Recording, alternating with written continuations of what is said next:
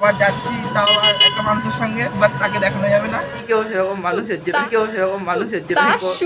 এরকম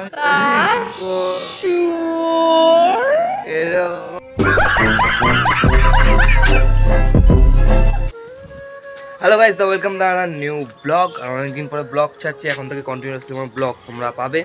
আর আজকে আমি যাচ্ছি রানাঘাট। কি করতে যাচ্ছি, কি কারণ, তাদের সঙ্গে দেখা করতে যাচ্ছি, সব কিছু তোমাদের এই ব্লগে তোমরা সঙ্গে থাকো, সব কিছু তোমাদের পর দেখাবো।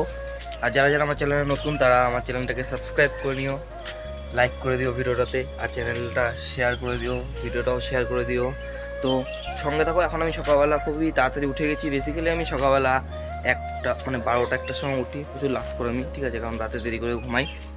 বাট আমি আজকে 7:30টার সময় উঠে গেছি, কারণ বুঝতে পারছো যাওয়ার তাড়া আছে। আমার 9:70 ট্রেন ধরতে লাগবে বনগাঁ থেকে তারপর আবার ট্রেন পাল্টে রানাঘাট। তো চলো সঙ্গে থাকো, দেখতে থাকো। এখন ফ্রেশ ট্রেশ অলরেডি হয়ে গেছে, এখন জাস্ট শুরু রেডিটা হবো। আর এখন তাও সেরকম ঠান্ডা নেই, তাই অসুবিধা হয়নি ঘুম থেকে উঠতে। চলো গাইস, তো আমি এখন রেডি হয়ে গেছি, আর এখন আমি বেরাবো এখান থেকে। মা এখানে জামা কাপড় ধুচ্ছে ধুচ্ছে। তো চলো, আমার 9:17 ট্রেন আছে, আর আমি এখন স্টেশনের দিকে রওনা দিচ্ছি। অলরেডি আমি রেডি সব কিছু হয়ে গেছি, তো সঙ্গে থাকো। চলো।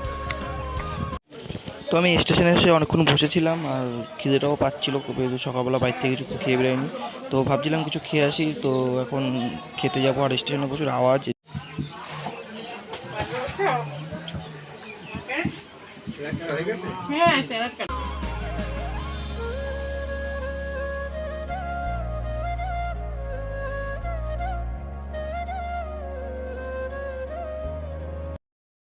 তো গাইস, এখন অ্যাকচুয়ালি আমি রানাঘাট মানে বনগাঁ স্টেশনে চলে এসেছি।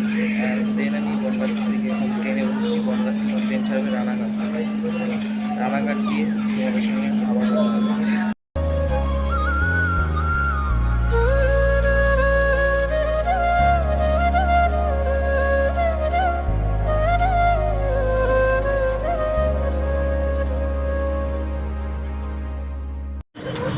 তো গাইস, অ্যাটলিস্ট আমি রানাঘাট নেমে এখন টোটো উঠেছি, আর যাচ্ছি কোথায়, যাচ্ছি অবকাশ পার্ক। খুবই সুন্দর একটা পার্ক। আমি একবার গেছিলাম, অনেক দিন আগে গেছিলাম, কয়েক মাস আগে গেছিলাম। নেক্সট টাইম আবার যাচ্ছি, তাও আর একটা মানুষের সঙ্গে, বাট তাকে দেখানো যাবে না। সে সিক্রেট, তাকে দেখানো যাবে না। যাচ্ছে আমাদের টোটো এগিয়ে যাচ্ছে। তো চলো পার্কে যাই, পার্কে গিয়ে ভিডিও করবো, আরও অনেক কিছু করবো, সব দেখাবো। समझ रहे हो आप? তো দেন আমি এখন বসে আছি, বোর ফিল করছি, আর পাশে সবাই প্রেম প্রীত করছে, কিন্তু আমি করতে পারছি না, কারণ নেই কেউ সেরকম মানুষের যেটা এরকম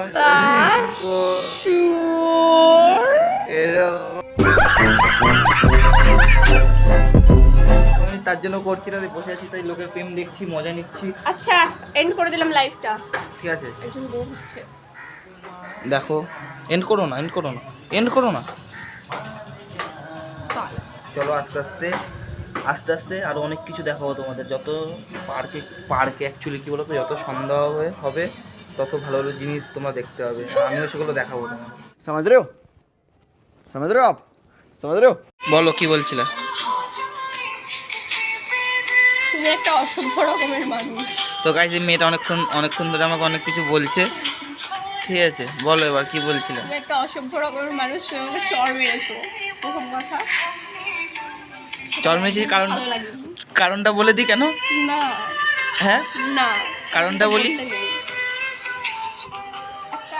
তো গাইস, আমি ওকে চড় মারিনি, আর কি করে আস্তে করে মেরেছি, বাট ও সেটা সিরিয়াস ভাবে নিয়ে নিয়েছে। বাট রিজেন আছে তার পিছনে, একটা আস্তে করে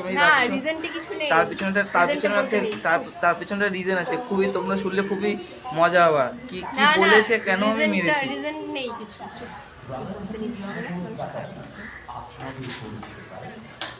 আর গাইস, পার্কে অনেক বৌদিরাও এসেছে দাদাদেরকে নিয়ে। তোমরা দেখবা বৌদি, তোমরা যারা বৌদি দেখতে একটু ওয়েট করো, যখন আরেকবার রাউন্ড করবো তখন সব দেখাবো।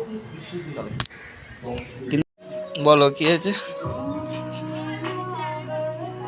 তুমি একটা বোরিং পারসন, তোমার সাথে কেন আসলাম, মানে সিরিয়াসলি বলতে হঠাৎ গাইস করে তো তোমরাই বলো, পার্কে আসলে যে চুমুচাটি খেতে হবে তার কোনো মানে আছে? ইয়া, আমি কি এই চুমু মেয়েটা খাওয়ার কথা বলেছি? আমাকে তখন থেকে বলে যাচ্ছে যে সবাই কিস করছে, আমাকে কিস করছে না কেন, এই করছে না এসব কেন। আমি একদম বলো বলিনি। এগুলো কি ঠিক? বসে আছি ভাই, করোনা টাইম, ডিস্টেন্স মেনটেন করো, ডিস্টেন্স মেনটেন করো, যাও। তোমার সাথে ব্রেকআপ, কি বলবো বলো? তোমার সাথে ব্রেকআপ, তোমার সাথে তোমরা দেখে নাও। তুমি একটা বোরিং পারসন। আমি ব্রেকআপের রিজনগুলো বলছি গাইজ। ও একটা বোরিং পারসন, তোমরা ভুলে ওকে পছন্দ যদি করো, এইগুলো আমি তোমাদেরকে টিপস দিচ্ছি। এত বোরিং আর কিছু? যদি পছন্দ করো কখনো ওকে, ঠিক আছে, তাহলে তোমরা একটা কাজ করবে, সাথে আর একটা বয়ফ্রেন্ড নিয়ে আসবে। মানে ও তো দেখো বোরিং, guys, সেটা তো আমি জানি। ওর কথা বিশেষ করে আমি সত্যি কথা বলছি, তো তখন থেকে বলছি যে কিস করো, সবাই এই করছে, এই একদম করছে, ফালতু কথা সত্যি কথাটা বলে দাও, এটা ওই কিন্তু করছে। ব্লগ।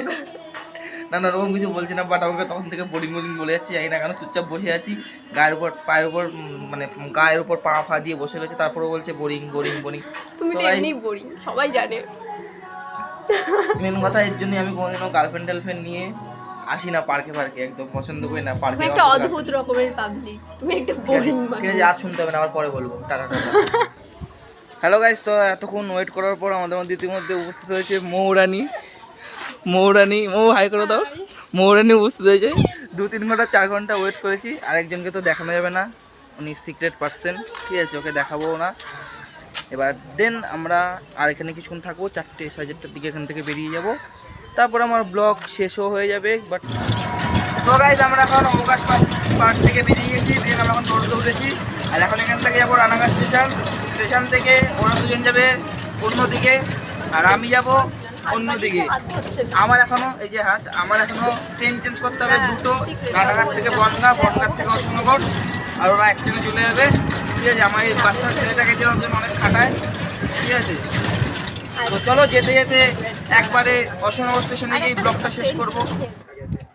হ্যালো গাইস, তো অ্যাকচুয়ালি আমি ওখান থেকে ট্রেনে ওঠার পর থেকে প্রচুর টায়ার্ড হয়ে গেছিলাম। দেন আমি বাড়ি এসে ফ্রেশ হয়ে, মানে দুটো ট্রেন চেঞ্জ করে বাড়ি এসে, কারণ সময় পাইনি, সন্ধ্যাবেলার টাইম ভিড় ছিল ট্রেনে, তো করারও টাইম পাইনি আমি। তো দেন আমি বাড়ি এসে ফ্রেশ হয়ে, তো এখন আমি তোমাদেরকে বলছি, মানে এখন আবার ক্যামেরা অন করে ভাবলাম এটা এন্ডটা করে দিই। তো তোমরা ব্লগটা পুরো দেখেছো, কেমন লেগেছে কমেন্টস করো, আমার চ্যানেলটাকে সাবস্ক্রাইব করে দিও আর সাপোর্ট করো। আর অ্যাকচুয়ালি আমি প্রচুরই টায়ার্ড, ঠিক আছে। তো আজকে ব্লগ এত দূরই ছিল, নেক্সট ব্লগে খুব তাড়াতাড়ি তোমার সঙ্গে দেখা হবে, চলো।